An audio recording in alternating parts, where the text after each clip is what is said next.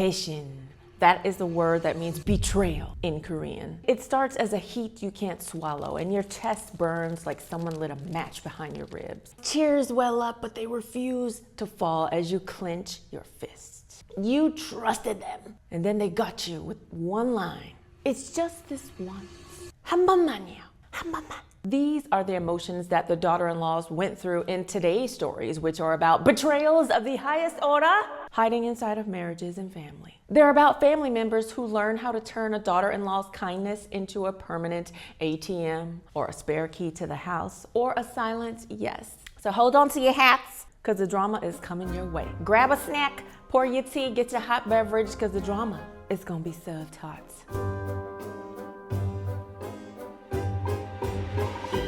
Hello friends and family, this is Megan Moon, aka Chandler 미국 사람입니다. And today we have 3 stories sent by Korean daughter-in-laws about some crazy betrayals that they experience at the hands of family. So the first story title is, At My Father's Funeral, the condolence money disappeared. The CCTV showed that the thief was my beep. Who could it be? So the first story was submitted by Mrs. Kim, and she starts by telling her love story, how she met her husband. She says, the first time we met was in a small cafe. It was in the winter time, so the windows were fogged and you could hear the spoons tapping on the porcelain. He spoke very softly and asked if I was warm enough. He then slid me over some extra tea from the coffee shop and I fell in love. 6 months later, I was married to the man who seemed to notice the small things. He always made sure he took care of me in every way. But over the first year of our marriage, our weekend had a single routine and we followed a single route, and that was to his parents' house, to his parents' front door. This weekend was no different. We were over at his parents' house. As the elevator door opened, you could smell cooking Korean food, the sesame oil smell, the warm rice, and then the instructions from my mother-in-law, who says daughter-in-law should do all the food for holidays. They'd say as their sleeves were rolled up as if tradition had to be followed. On our very first Chuseok, as I was preparing the ancestral rites table, the 제사, I placed a fish in the wrong spot. Oh, don't you place a fish in the wrong spot now. His mother lifted it and threw it back onto the table. The oil splattered and freckled the cloth, and she said, 이거도 구분 못해? You can't even tell these 2 fish apart? My face burned. And my husband was sitting in the living room watching TV. He heard what happened, but he never came in to my rescue. So that night when I was talking to him, I told him that I felt absolutely humiliated by what she had did. He just waved at the air and said, oh, she's always like that. Your family, you should understand. 가족끼리 이해해야지. Oh, this irritates me so much because it's always one-sided understanding. Why is it always the wife have to understand the mom and not the other way around? Anyway. Back to Mrs. Kim's story. As time went on, my mother-in-law's critiques multiplied like hail on a tin roof. She would say things like, your skirt is too short, those jeans are too casual, your nail color is too bright, your perfume is too strong. Sit up straight. 허리 펴고 앉아. Wash the dishes again. 설거지 다시 좀 해라. Because I can still see the water spots are on the dishes. So as time goes on, I started to be able to anticipate and guess the comments she was gonna make from the breath that she took before them. I don't know how she lasted this long, but her next sentence said, after the 3rd year, I was promoted at my job to a new title. A few days later, his mother called, how much is your new salary? So you can help our household each month, eh? 생활비 좀 보태줘. Give me a monthly allowance. So every month I had to send 500,000 won, let's just say it's $500 to my mother-in-law without my consent because my husband said that's what we should do because we're family. Then she goes on to say, in the 5th year, wow. So they're just taking your money and giving it to your mom-in-law since you make more now. And your husband is not against it. And you stayed with him. Wow. Anyway, Mrs. Kim says in her story, after year 5, my mother was sick. I was in my mother's hospital room visiting her, and then my mother-in-law phoned yet again, why aren't you visiting us? 시댁도 좀 챙겨야지. So my husband suggested some sort of chore chart. You stay with your mom for this amount of time, and then you go do stuff for my mom at X amount of time. That's just insane. Mrs. Kim's mom is sick in the hospital and they're still demanding that she go and, take care of the in-laws even though they're not sick. They just want her to do stuff like do the chores, cook the food, etc. in the year 2020 something.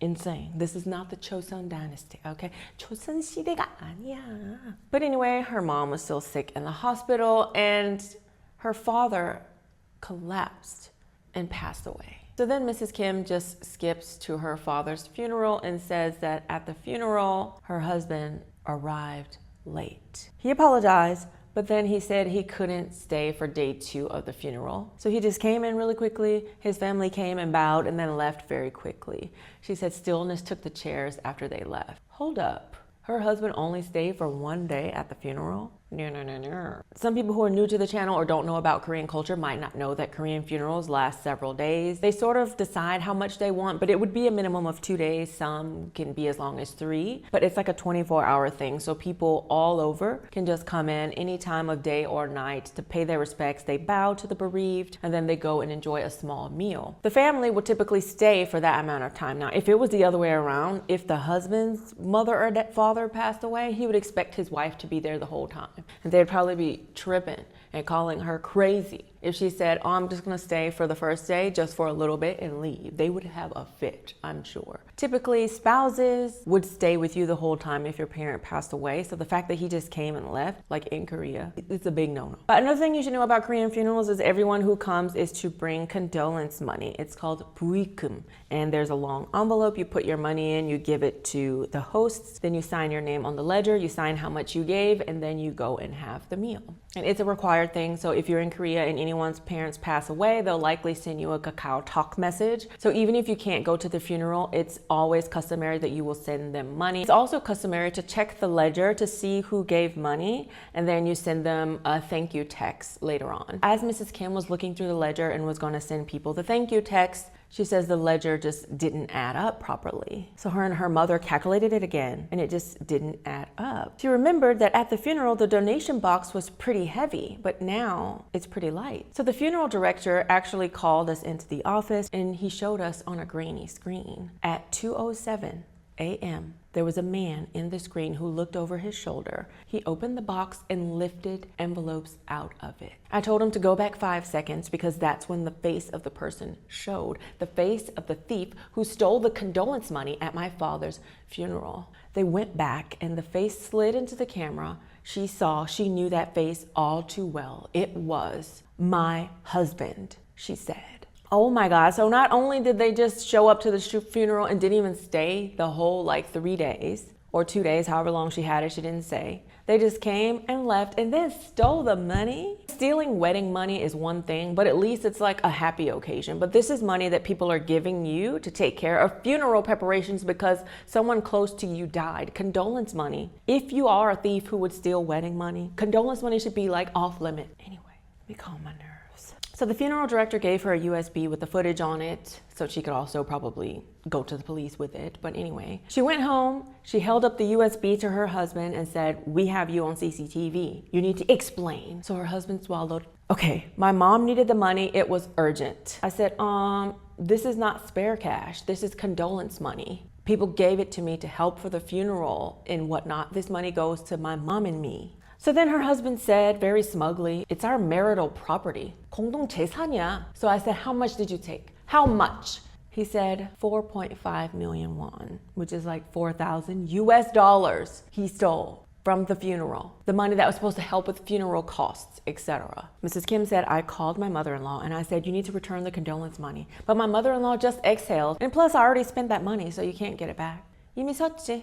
So I mentioned to my mom-in-law that I saw on CCTV. She said, well, why would you check it? We're family. Why would you even have to check it? Family. They use it like a master key to open doors that they shouldn't be opening. Mrs. Kim said she visited her in-laws' house in person and I set a deadline. You give me that money back in 2 weeks or I'm taking legal action on you. My father-in-law said, please, give us more time, give us more time. We'll give it back later. Mrs. Kim said later is not an option. But then she said relatives started to call in and to guilt trip her, saying, you don't sue family. We're family. How could you sue family? How could you ruin the family by suing them? You should just be generous with the money. But then my husband chimed in and said, you know what? If you go through with the lawsuit, then I'm going to divorce you.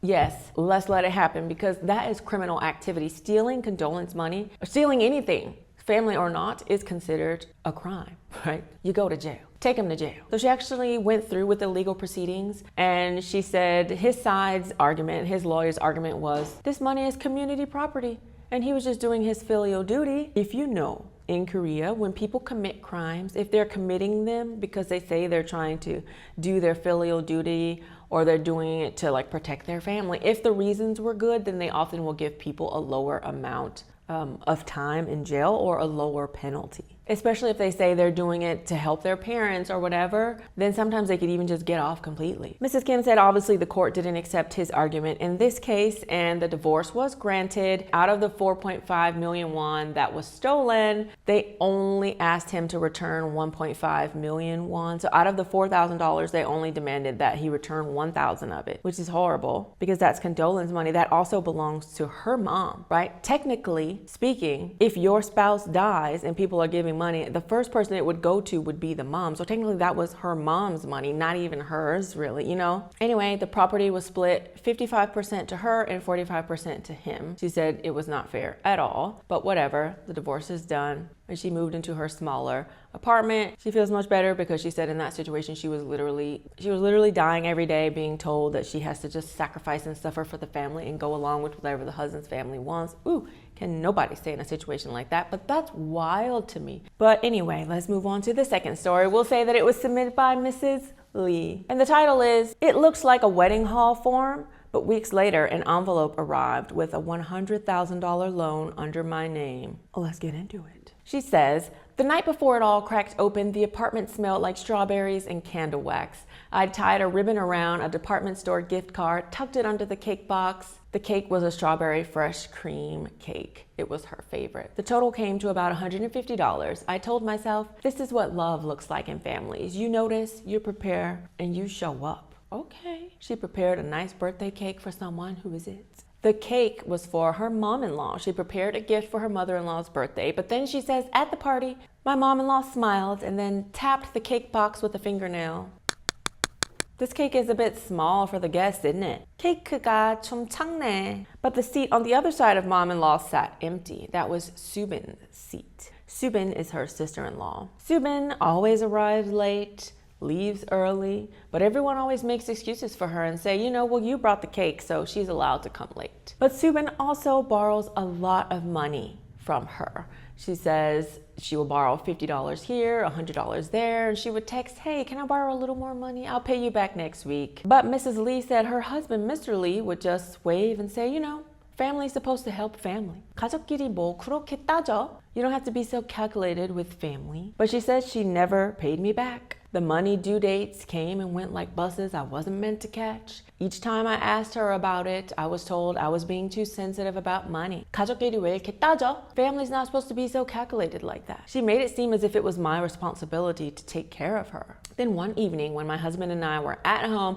our front door keypad beep, beep, beep, beeped, and the door flew open in a gust of urgency. It was Subin. And she stood there with a stack of forms, and she had a pen that she clicked like a metronome. She said, hey, you know, I'm getting married. Can you help me with the wedding hall stuff? This is just a wedding hall contract, but I need your seal on it. The dead night's tonight. I asked if I could read it and she said, you know what? It's just complicated. It's just for the wedding hall venue. Just use your official stamp and stamp here. That's all you have to do. Just help me out with the wedding hall contract. Mrs. Lee said Subin needed some help with the wedding, so they said they would help here and there with small stuff. So Mrs. Lee didn't think much of it. She's like, whatever, I'm just signing the wedding hall contract. That's just weird to me. Like, you come into my house urgently and say, sign my wedding hall contract. I'd be like, it's your wedding. How about you or your fiance sign it? I'm not signing anything. But, you know, Mrs. Lee didn't think much of it and just signed it. I think she'd also got used to Subin asking her to do so much stuff. So she's like, whatever. She just signed it and then let it go. But as you guys know from the title, a week later, in the mailbox, there was an official envelope. She opened it, and inside, her full name,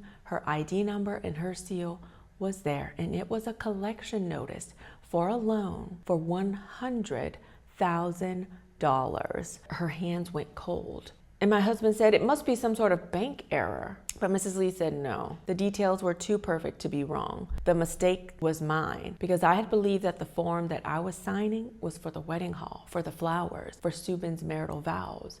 But it turns out that I had signed to get a bank loan for $100,000 that Subin was going to use to start her new married life. Holy shite. Why did they always do these kind of things to the daughter-in-law? Like, why don't you do it to your brother? Anyway, it turns out that Subin needed a jeonse deposit. So jeonse is a type of house that you can get in Korea. It's not like you pay rent. It's just a big lump sum that you put in, a couple $100,000, and you stay in that house without paying rent or anything for 2 years, and then after 2 years you get the money back. So essentially you're not wasting money on rent. So apparently Subin's credit score was very low, so she used Mrs. Lee's seal for a loan. When Mrs. Lee confronted her about it, she said, "It's just for now. 잠깐만 쓸 거야." And Mrs. Lee said $100,000 is not just for now. So Mrs. Lee asked her husband about it, and her husband said, "You know what? She just needed it for her wedding. You know, if she didn't have this, what if she can't get married? Because she didn't come with any money. 결혼식 망치지 마. Don't ruin her wedding." So Mrs. Lee met with the whole family and said, "Guys, this is fraud. 이거 사기예요." So mom-in-law folded her arms like this and said, "Can't you understand? Can't you do at least this much for family?" So Mrs. Lee was not having any of that gaslighting that they're trying to do to get her to foot the bill for Subin's new life. So she went to the lawyer's office and she learned a new word. She said, identity misuse. So Mrs. Lee said, of course, the lawyer's on her side. She definitely has a criminal and civil case that she can put against Subin. Fraud is a big deal legally. And because the loan to get the jeonse was actually taken out in Mrs. Lee's name, she's technically the one that would own the house because she financed it. If you get a loan for a house, that house actually has to be in your name. It's sort of one of the things that they have here, unless you're renting. But for jeonse, the person who gets the jeonse loan, the house would need to be in their name. So that means that's Mrs. Lee's house. So Mrs. Lee went to the new apartment that Subin got for her newlywed life, and she got all the locks and stuff changed on it. That evening, when Subin came, her text arrived almost immediately. "Why doesn't my key work? I'm supposed to be moving in tomorrow with my husband." And I wrote back, "This is my house. I'm entitled to change the lock." So of course, Mrs. Lee's husband tried to convince her, please, let Subin live in, let's forgive her. Later, I'm sure down the line, we're all gonna laugh at this. But Mrs. Lee said, later is what people say who don't have creditors and debt collectors calling the name behind the back. Because as we found out, Subin wasn't even trying to pay back any of the loan payments at all. So the payments were behind, so Mrs. Lee's credit started suffering, and that's how she found out about it, because she got the letter in the mail. So she went ahead with the lawsuit, everything, and she actually got a divorce from her husband as she needed to, because to the very end, he was on his sister's side, and she actually just moved into that apartment. So let's move on to the third betrayal story. This one it's a little bit comical. Kind of,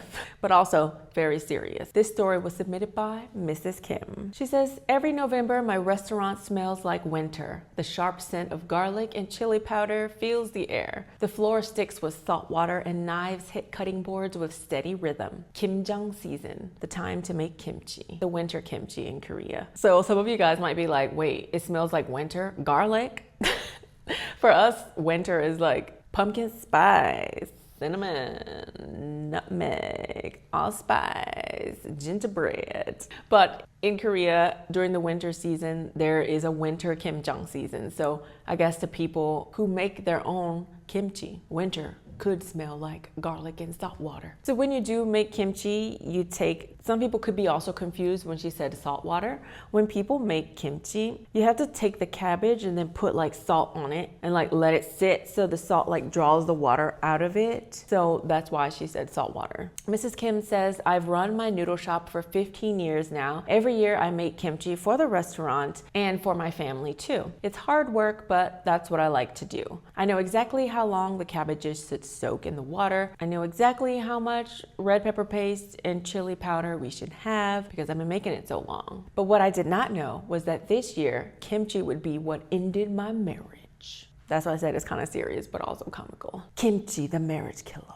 So Mrs. Kim said, it started with a call from my mother-in-law. She asked, are you picking cabbages this week? I said yes, and she replied, good. Minjun's in-laws want to buy some too. Minjun is her sister-in-law. That is mother-in-law's daughter, not, her brother-in-law's wife or anything. It's her mother-in-law's daughter, Minjun. She replied, good. Minjun's in-laws want to buy some too. Minjun is her mother-in-law's daughter, so her sister-in-law. So please, you need to do 50 extra cabbages for them. 50?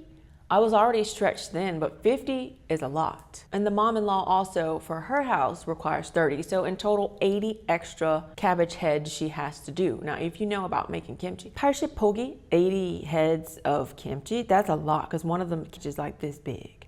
So if you were to buy that at a store, it would cost you about $2,000, $2,000 to $3,000 for 80 pogis of kimchi. My mom-in-law said that she would pay, for the extra kimchi. So Mrs. Kim said she agreed, business is business, whatever. Even though she doesn't sell kimchi, right? She sells her noodles. She makes the kimchi for the restaurant. But anyway, a few days later, mom-in-law calls again and says, I'll come help you with the kimjang this year. My stomach sank. It's like, okay. She came once years before, but she was criticizing my every move. She would say, oh, it's too salty.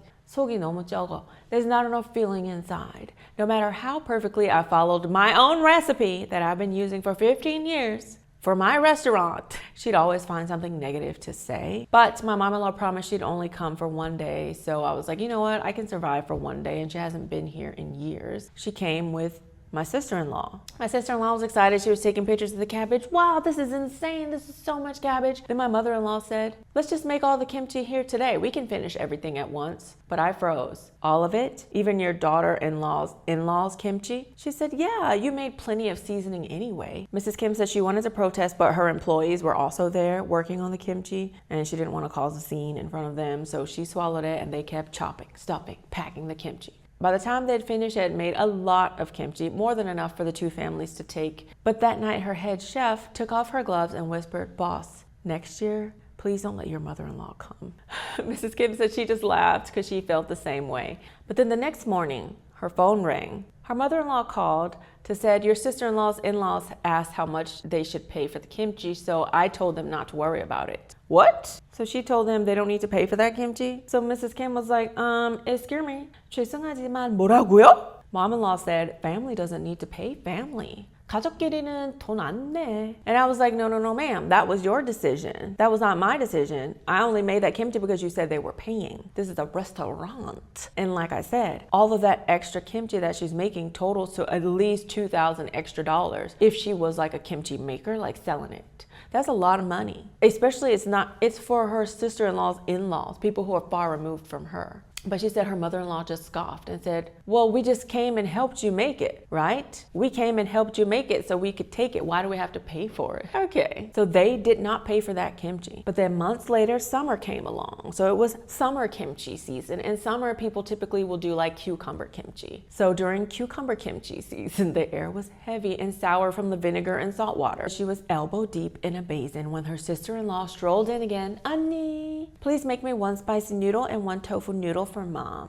I blinked and said, you're ordering right now? She smiled and said, yeah, we're hungry. 배고파서 주문하는 거지. So while her staff scrambled to boil the noodles, her sister-in-law leaned over the kimchi tubs and said, hey, you should give me a container. It doesn't look like much. Mom-in-law chimed in. You can make more anyway. You make this all the time. Just give us some cucumber kimchi. Mrs. Kim said that was the moment when something inside of her cracked. I wasn't family. I was just a daughter-in-law with a kitchen big enough to use. But I said, no, I'm no longer doing the kimchi or making the kimchi for you guys ever again. And my mom-in-law, of course, protested, how could you be like this to family? My husband also kept demanding that I give them kimchi. We're family. What's the big deal? Why can't you just give them kimchi? So every season, you want me to just scarf over $2,000 to $3,000 for their free kimchi? And her employees are the ones that are making it, right? Like, it's not a small thing to ask for. It'd be one thing to ask for just one little tiny thing of kimchi every season. But even still, you should be trying to offer to pay something, right? I think the opposite way. Like, people think, oh, we're family, I should just be able to take what I want. But I think that's very selfish, using family for selfishness. I think it should be the other way around. We're family, so I want to come support your business. If you're making this kimchi for us, I'm going to make sure we pay. I don't want a discount, right? I'm here to support you, but they think the opposite way. So anyway, after refusing to give the kimchi, her husband had an issue for months. He would regularly complain about it, and her mom-in-law would also call and complain sometime. How can you be this selfish and not give us kimchi? How could you ask for money from us? So Mrs. Kim asked, well, can you at least pay for the fees for the materials, like pay for the cabbage, pay for the seasonings, and the labor, we can take on, but you got to at least pay for something. Mom-in-law said, how dare you ask me to pay for the material? The materials are expensive. If you know anything in Korea, you know that them big old heads of cabbage are very pricey. But mom-in-law refused to pay for the materials even. So after a couple months of her refusing to give them some kimchi, one night, her head chef came to her and said, boss, some kimchi containers are missing from our storage. So I frowned and I said, maybe someone took one home? So the head chef just shook her head and said, no, I don't think so. Because your sister-in-law said she gives kimchi to her sister-in-law's in-laws too. So not only are they trying to feed the sister-in-law's in-laws, but the sister's trying to feed her sister's in-laws. And she's just trying to feed everybody for free with this restaurant. And that's why they keep pressuring for the kimchi. So Mrs. Kim said she just stared at her employee. What? So that night she stayed after closing so she could check the CCTV footage. She didn't want to believe it, but there was someone sneaking into the restaurant, into the storage room late at night, carrying out containers one by one of kimchi. So she paused and zoomed in. Her stomach dropped. It was, what do you think it is? Her husband. And on the footage that she saw, he didn't hesitate. He moved in like he had done it before. Obviously, he probably had. So she waited until breakfast and she told her husband that she saw the footage. He didn't flinch. She said, yeah, I took it. I took the kimchi for mom. 그래, 내가 가져갔어.